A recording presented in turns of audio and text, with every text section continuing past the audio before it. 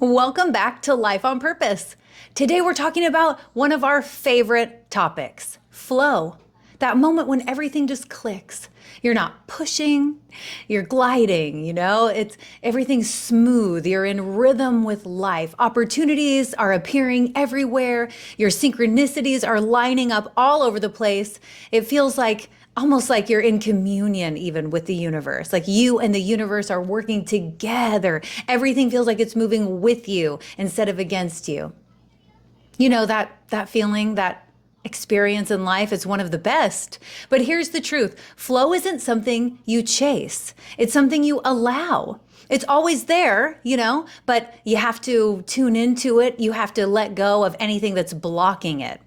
I've got 3 stories I want to share with you from our journey. Each one is filled with friction, normal friction that we all experience especially when we're creating our life on purpose, and then a moment of surrender, and then that unmistakable wave of alignment we call flow. So the first story starts like this. You remember from past episodes, we were dreaming up Sutra. It was this whole beautiful, big process, to even get to the point where we could do that. And when we first dreamed up Sutra, we were full of fire. We were following all the rules because we thought, this is how you do it. We know exactly what to do. We're so excited. You're going to write your business plans and have your bank meetings and do your loan applications. And, and you're going to get funded, and then you're going to open your business, and it's going to be so great. And that's how it's going to happen. And that was what we thought. And we really thought we were doing everything right, but nothing was working. The banks were ghosting us. The loan officers were leading us in circles. It was crazy. And it was weird because we had good credit and we had real collateral and a solid pitch, but still no doors were opening. It felt very much like friction, very much like, okay, well, this is how it has to happen. Why isn't it working, And then one day during another meeting, the loan officer leaned in and whispered, he goes, listen, the banks are collapsing. No one's getting approved. It's not you, it's the system. And we thought, what? We never heard anything like that before. Nothing had been announced, about that. But a few weeks later, we started to see on the news, all of the reporting about literally the banks collapsing. And it was just crazy because we were like, oh my gosh, he was telling the truth. Holy cow. And, the Great Recession was coming. Everything stopped. The world shifted. And to be honest, in that moment, we felt defeated. And that defeated feeling, you can define that defeated feeling as friction. When you feel that way, wind out of your sails, nothing worked, nothing's going to work, at least the way that you thought it had to. The way that you were holding on to wasn't going to work. And that is the friction. And then that night, sitting on the floor with our dreams scattered, in piles of paperwork, we asked, is that the only way? I mean, what if we didn't give up? What if we stopped forcing this way? What if we let go of how it's supposed to happen and just trust that it will? It's like one of those moments where you just literally say, well, if it's meant to happen, it will. I'm going to let go and just let flow. And the next morning, a listing appeared. A cute little historic building. It was way different than anything we were looking for. I mean, we were looking in much bigger spaces and different neighborhoods. It was not anything that was on our radar. I mean, from creaky floors, weird smell, odd layout. But as soon as we walked through the door, it felt like home. It felt like it was definitely a full-bodied yes, this is the space. And so no investors, no budget, just Matt with a hammer and the kids in the corner playing with yoga blocks and toys and in their pack and plays. It wasn't polished, but it was alive. It was flow. That was the moment of flow. And the second we let go of our idea of how it had to happen, the answer appeared the very next day. Not a perfect moment, but a true one. And not perfect meaning perfect in the way that we thought it needed to be, perfect in the way that we expected it to have to be. That as soon as we let go of that, the true one showed up, the one that it was meant to be. And it showed up, flow shows up as friction, demanding that you let go of the plan and just trust the pulse of something bigger. And then weeks later, we opened our door. I mean, several weeks later. I guess the truth is it's more like months later. It took about 3 months to build it out and to get it ready to open. And then we opened our doors, and right after that, the whole entire economy collapsed. It was almost like the Great Recession that we all knew was coming. Waited until right when we opened our doors. We opened our doors March 16th, 2009. So that was like our first class. And that was the very beginning of the Great Recession. It was the very beginning of a whole new world for all of us. And honestly, had we waited for the loan, Sutra wouldn't exist. Because we let go of the path, the traditional path, the path that we thought it needed to be, that's when we stepped onto our path. The path that we were meant for. Flow didn't show up in the bank's approval. It didn't show up in everything is happening easily in the way that you thought it was supposed to, or in the way that you had your heart set on. Flow didn't show up that way. It showed up in the decision to surrender. So just remember that. When it feels like everything is falling apart, and nothing's working with you, right? It feels like you're pushing and not gliding. In those moments, that's flow ready to knock on your door, but you have to let go.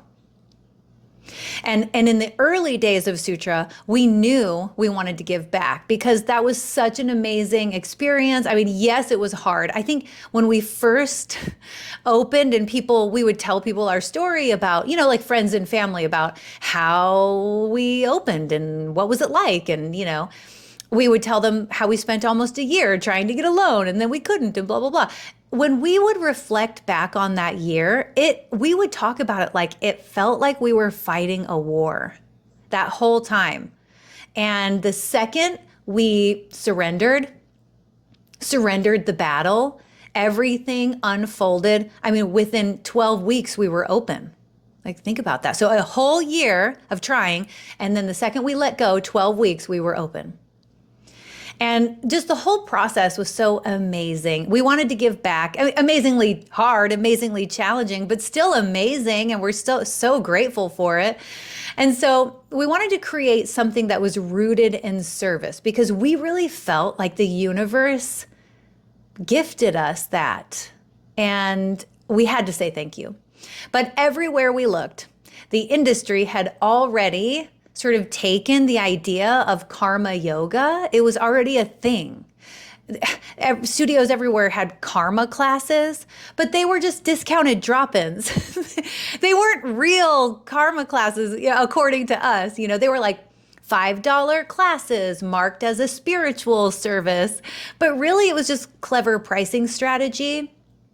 They were still transactional, still profit-driven, definitely not the meaning of the word. The word karma means sacred service, selfless service. It's, the saying, you plant a tree under whose shade you don't expect to sit. That's karma yoga. You're doing it to do it because that's what has been asked of you by the universe, by life, by the flow of things. And so you just do it. Because that's the right thing to do. It's giving back. It's being of service. So it bothered us deeply because, we knew the real meaning of the word karma, and especially karma yoga, which yoga, connection to self, that's what that word means, to unite with self, to yoke with oneself, connection to self. And karma is a path. It's one of the paths to connect to self. In those moments of, selfless service, you know who you are. You're one with the universe and one with everything that you're serving. And so it's a path to connect to self. Karma yoga isn't about cost. It's about contribution. It's not cheap. It's free because it's offered from the heart, not the hustle. And we felt a little stuck here because what we wanted to offer didn't really exist yet, and there wasn't a model for it, So we didn't feel like we knew a clear way forward. How do we do this? And without a clear way forward, or like a way to benefit the business, most people who we were chatting with about it, who were older than us and had been in business, other kinds of businesses, told us don't even do that. They were sort of like, in the camp of keeping things the way that they were within the community, within the industry, where it's like, give discounts if you want, but don't give it away. They said things like, you'll attract the wrong crowd and you'll never be able to sustain that kind of generosity. So like a part of us wondered if they were right, but again, there's the friction. We were like, there's the friction. We don't want to, though. That's not what it means to us. That's not what it means for us. We want to do something. We just felt called. Have you ever felt that way, where you're just like pulled in that direction? Like, no, we have to do this for free. And so that was our moment of surrender. Again, there was the friction. So we recognized it. We were like, there it is. There's that friction. Okay, time to let go. So we tuned in and we asked, what do we need to let go of? Where is the friction? Where is the fear exactly? Are we afraid that this won't work, that everybody's right, like it's a bad idea? Or are we afraid to just trust something new? And so that was the flow moment, really, to just say, okay, well, whatever it is, if it's coming from a place of fear, we're letting that go. We're making every decision from a place of love. Okay, and the love decision for us was to give back wholeheartedly in the biggest way that we possibly could. Give back. That was the flow moment. It felt right. Just saying it felt right. And so it didn't come with a business plan as part of a business plan. It came with clarity, a quiet, undeniable knowing that this feels right. It's that full-bodied yes. There it is again. So we let go of the conventional idea of community service in wellness. We let go of the way everyone else was doing it. We let go of strategy and followed soul. We created the Karma Sutra initiative. It's a container for true service, true karma, yoga, karma, everything. No marketing agenda, no fine print, just full-hearted offerings for the sake of healing and connection. It started with Sutra in the park, which was outdoor yoga classes in the grass, under the big blue sky. It was amazing. And then that led to rooftop yoga, which we did classes and events on top of boutique hotels around the city. And then that led to Sutra Splash, which we did poolside events. And then that led to Sutra in the city, where we would partner with local businesses and do pop-up style wellness events. And then we started offering like community love bomb classes inside the studio. And of course, our most treasured event in the Karma Sutra initiative, which is our gratitude flow. We still do it to this day. It's Thanksgiving morning, it's everything. It's yoga, it's soul sessions, it's magic, it's sacred ceremony, it's meditation, music, community, it's everything, all in one. And what started with 12 people grew to thousands. And we didn't plan for that. We didn't plan to go viral. We didn't plan to be featured in magazines or win all those awards. We just planned to give. And there it was again, flow. Showing up not in a payoff in the way that we expect, but in a purpose. And what began as our own little quiet rebellion became a wave. People felt the energy of what we were doing. They came not to just practice. I always get choked up when I think about it. They came not to just practice, but to participate in something truly meaningful, their own connection to self, which is what it's all about. That it's what the whole thing, wellness, is all about, connection to self. We got to watch in awe as the whole city wrapped itself around the movement. Suddenly, we weren't just offering just yoga classes or just meditations or just soul sessions. We were modeling a new way of showing up for each other. The Karma Sutra initiative became the beating heart of Sutra, and it still is. And it taught us something we'll never forget. Flow doesn't follow convention. It follows conviction. It finds you when you stop imitating and start innovating. What matters most to you? Go and do that. We didn't just bring karma back to wellness. We brought truth back to service. And once again, letting go of what was popular made room for what was powerful. And a few years in, Sutra was bursting at the seams. And honestly, it's because of that. Classes were packed. Mats were shoulder to shoulder. There were nights when the wait list was longer than the class roster. It was incredible. The practice rooms were too small. It's like every problem that you want to have when you're in business. Oh, the practice rooms are too small and parking was inadequate and the infrastructure was failing. We had built something beautiful, but we had outgrown it. And we knew it. Matt and I used to joke all the time from Jaws, we're going to need a bigger boat. And that joke started to become an actual challenge. At first it's like, hey, high five, we're outgrowing our building. But then it's like, oh no, we're not able to provide in the way that we wanted to. We want to be able to serve everybody. We want everybody to come here and wherever we are and experience their own connection to self. And we weren't able to do that anymore. As our community was expanding, our space could not hold the energy anymore. And that brought a new kind of friction because we didn't know what to do. The thought of relocating, right, was like, I can't even imagine going through that again.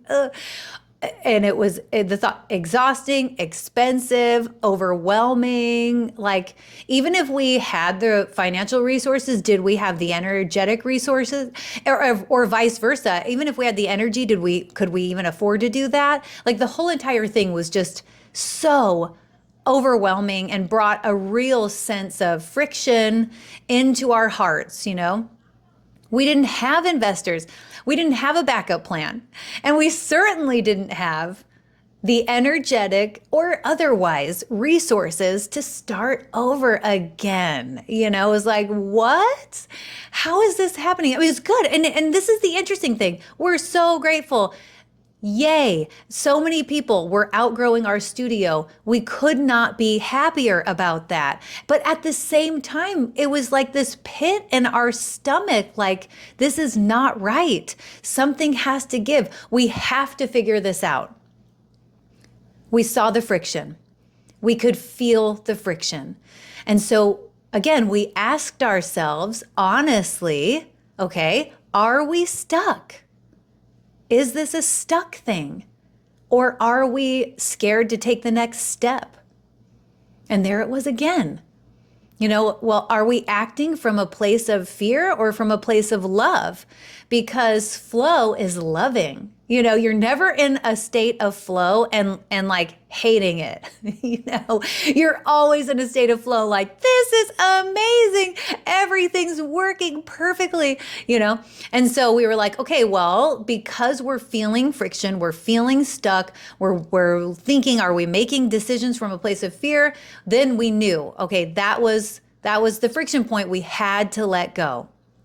We weren't letting flow in. So the flow, again, showing up through tension, asking us to let go. So we did. We stopped trying to figure it all out. And it really was as easy as that. And I know that sometimes that can feel like the hardest part when you're like, what do you mean? So what did you end up doing? And it's like, nothing. We ended up doing nothing. That's always how you let go, is you don't do anything. You just say, okay, I'm listening. Show me the way. We stopped trying to figure it all out. We stopped dressing and stressing, and we just stopped, thinking about the logistics constantly, square footage, and how much do we need, and how much can we afford, and how would we even do that, and blah, blah, blah. And you just trust that something would emerge. So you literally do nothing. That's the surrender. You're letting go of the control. Something will emerge. And it did. Almost immediately, again, almost immediately.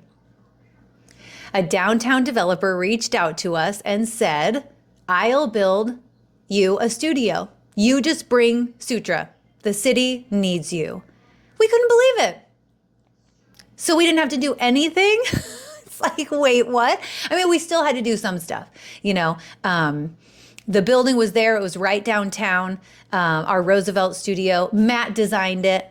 And then the developer built it for us. And we just couldn't believe it. It felt too good to be true, like always. Like the universe was whispering, I saw your work and thank you for giving back, and I felt your heart, and let me carry this next part. And all you ever have to do is say yes. And not long after that, it happened again. And so, okay, now, and here's the really cool part is that the third studio happened not from friction. It was just part of the same flow wave. We were feeling all that friction with our first location. We literally outgrew it. So a developer, just showed up and we're like, hey, we'll build you a studio right downtown. And it was huge. It was enormous and plenty of room, and we were loving it. Less than a year later, another group of developers from another little city in the valley, within the valley, showed up. Another developer, another vision. This time it was, it's like this new up and coming city in the valley. It was like the fastest growing city at the time. And it was the hot spot. Everybody was going there. Everybody loved it. It was super cool. All the really cool businesses from downtown were opening like multiple locations there. So whether it was their second location or third or whatever, everybody was going there and opening in their downtown. It was very up and coming. And that developer offered to design our building and help, or not design, but build our third building, our third location. And they offered to design it too, but Matt is a designer, so we didn't need that. So again, and that's also a part of flow, because sometimes things can get tricky and they want to design things themselves, but they were like, yeah, you do you. Design the space, we'll build whatever you design. And what else is cool about what happened there is the first developer literally showed up in our studio and had a conversation with us about building us another one. The second time it happened, while we were still riding that same flow wave, they called us into a boardroom meeting and at one of their headquarter offices. And we didn't even know what to expect, honestly. We honestly didn't even know what we were doing. And they had a projector screen and they pitched us. They projected images of our business all the year, and maybe we had been open 5.5 years at that point.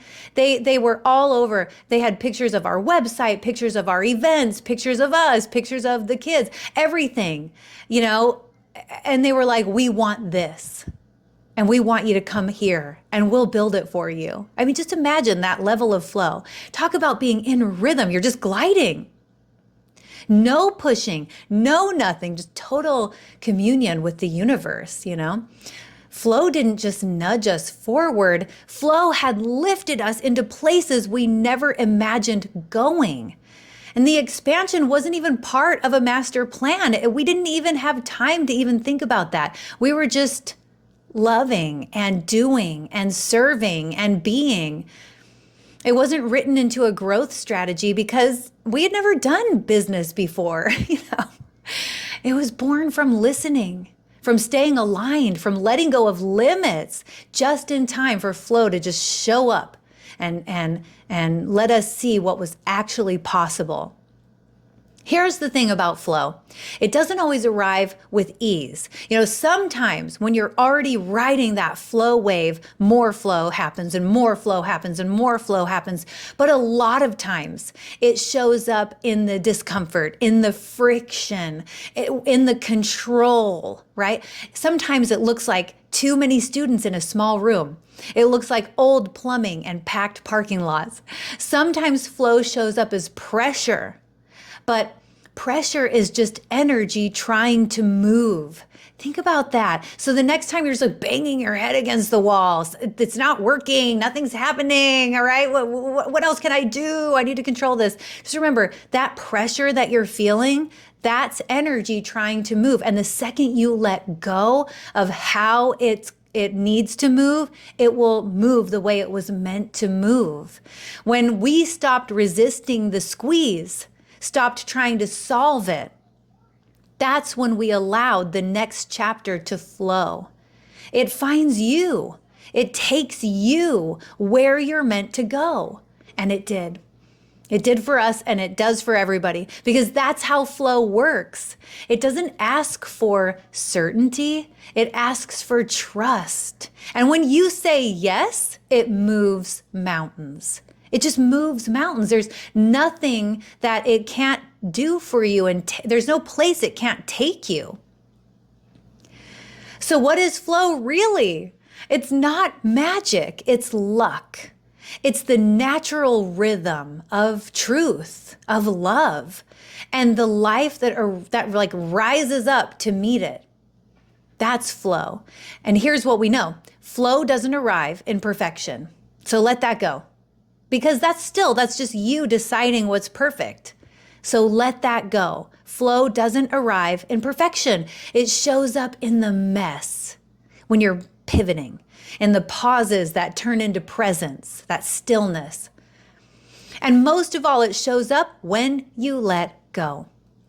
You just let go and let flow. Something will emerge. Something will happen, right? I don't have to figure it out. So what do I do? Nothing. How great is that? Again, how great is that? What do you need to do to make this happen? Nothing. Just let it happen by stop doing the things that you think you're doing in order to facilitate the happening. You're not facilitating the happening. You need to let go. Each time we surrendered to the unknown, to the misfit path, to the soul whisper instead of the spreadsheet, that was the moment of flow. So if you're holding too tightly, if you're trying to control or to force or to prove, breathe. Ask yourself, where is life asking me to loosen my grip? What would happen if I stopped pushing and started listening? Because flow is always there, just like energy is always there. Flow is always there, waiting at the edge of your resistance. It's ready to carry you into something better than you could have ever planned. And once you say yes, that's where the real magic happens. So say yes every time. Let go. Surrender, let go, and let flow. We're Matt and Rebecca, and this is Life on Purpose. See you next time.